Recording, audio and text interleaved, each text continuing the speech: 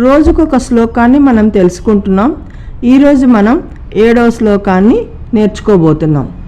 కొణ కాంచీదామ కరికలభ కుంభస్తననత పరీక్షీణ మధ్యే పరిణత శరశ్చంద్రవదన ధనుర్బాణాన్ పాశం శృణిమపి దధాన కరతలైః పురాస్తా దాస్తాంనః పురమధి తురాహో పురుషికా.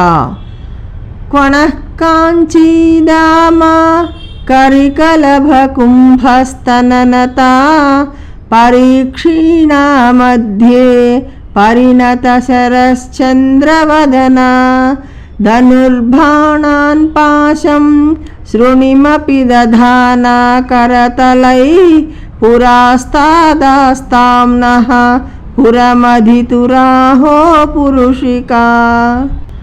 కొణః కాంచీదామ కరికలభ కుంభస్తననత పరీక్షీణా మధ్యే పరిణత శరశ్చంద్రవదన ధనుర్బాణాన్ పాశం శృణిమపి దధాన కరతలైః పురాస్తాదాస్తాంనః పురమధితురాహో పురుషికా.